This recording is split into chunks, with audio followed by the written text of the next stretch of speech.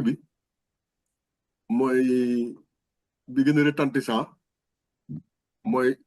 conseil constitutionnel commencé na tàmbal waa Sénégal ne moom am na kàddu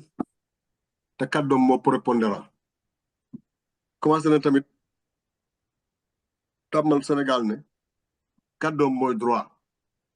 te kàddoom ci droit rek la ko teg ko ci leneen ma profité waat ñun ñëpp ñu incliné wu devant la mémoire de Badio Camara ñaanal ko yàlla ginnaaw bu mu génne àddina bi ñu ma nee Badio Camara génn àddina sama xel yëpp ci Jobaas la dem du ma développé waaye Jobaas moom xam na et ça ça m'a refroidi de repenser à ça moo tax nit lu muy wax rek na rafet ndax na seet ëllëg Badio Camara moom tey moom moo nekk ci dëgg ñun ñoo nekk ci fen parce que moom wuy ji na boromam waaye conseil constitutionnel dafa bàyyi Sénégal coow ci loi d'interprétation de loi la d'amnistie ba sonn comme moom waxam bariwul mu xaar ba ñii ñëw jébbal ko loi bi xamal ko ni dañoo bëgg interpréter loi d'amnistie mu tontu leen ci li may résumer en très peu de choses d'abord loi bi leer na amul ci lu ci lëndëm lu ñuy interpréter ensuite li ngeen def du interprétation parce que da ngeen a commencé di dugg ci loo xam ne ay fautes imprescriptibles la ngeen bëgg koo dugal ba pare yéen bëgg koo baale sous le coup du fait que ay actes yu porté woon la dans des manifestations politiques loolu nag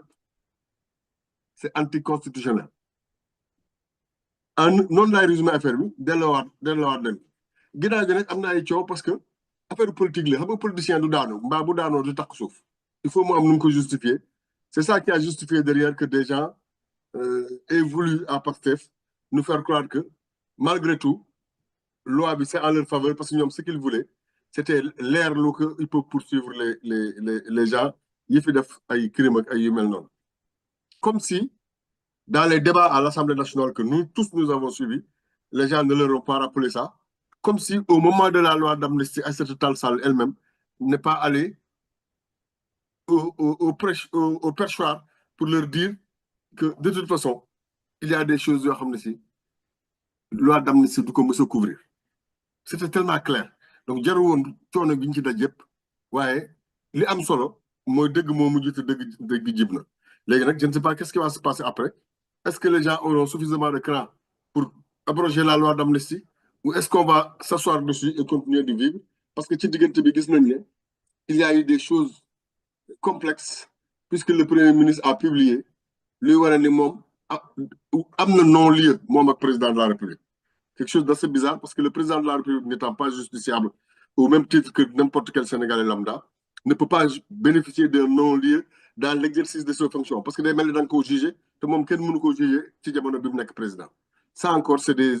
hérésies dans l'État yoo xam ne si bii yoon apparemment juge d'instruction moo ko def mais des fois je me demande ndax le document est officiel parce que j'ai entendu quelqu'un dire ça parle de Ousmane Sonko avec une mauvaise date de naissance donc est-ce que le document est officiel point d'interrogation je ne le sais pas maintenant pour aller sur le deuxième sujet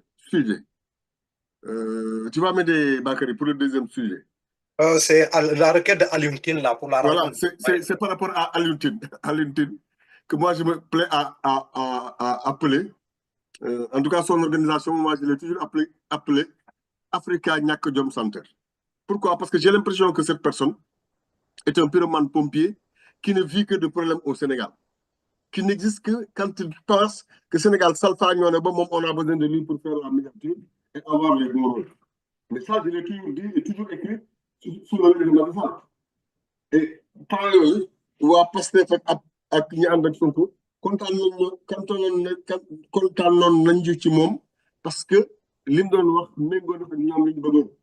te rek il se réveille comme ça il fait comme s'il y avait une grosse crise au Sénégal et il propose de faire qu'il y ait une médiation entre Sonko, Diomaye et Macky Sall. Macky Sall n'a rien demandé. Et moi, je doute que Alioune Tine dise la vérité quand il nous dit que Macky Sall lui a donné sa parole qu'il est prêt à aller négocier avec Diomaye et Sonko. Parce que Macky Sall bu amee lu muy wax du Alioune Tine la koy wax da koy wax secrétariat exécutif national APR ak ñi mu àndal di politique ñooñu la ciy jiital du doon Alioune Tine. Voilà, donc Alioune Tine de toute façon je n'y crois pas. Maintenant quand les gens tombent dessus je leur dis mais mbaam ci jur gi la bokk bu leen ko fàtte te mbaam tey ngeen ko dóor ndax ko waaye mbaam bëgg dem ba mu yenn li ngeen bëggoon nangu loolu ngeen ko. C'est ce que j'ai dit textuellement sur Facebook à plein de gens de Pastef, mes amis, qui ne veulent plus entendre parler de Alioune Tine parce qu'il leur parle de dialogue avec Macky Sall. Mais Macky Sall n'est pas demandeur, j'en suis persuadé. Et je suis sûr que Macky Sall, bu war a dem ci dialogue, du Alioune Tine lay accorder la primeur, il accordera la primeur à ses souteneurs et surtout à son secrétariat exécutif national. Et j'ai fini sur lui, Macky Sall, pour me poser la question. Lu tax Macky Sall, depuis quelque temps, lu xew ci àddina bi au sommet, il est là. Il est là. Et nous savons tous que Macky Sall du jóg rek déclarer boppam invité fenn dans les grands sommets ñëw jël kàddu di wax par force. C'est impossible. S'il le fait, c'est parce qu'il a été mandaté pour ça. Il a été au G20 à la demande de ses pairs africains, xam naa ba mu des Diomaye. Mais les autres présidents d'Afrique, surtout d'Afrique de l'Ouest, lui ont demandé de porter la parole des Africains pour ñoom. Bi mu demee Corée du Sud, c'est la même chose. Les gens lui ont dit yow yaa ñuy waxal.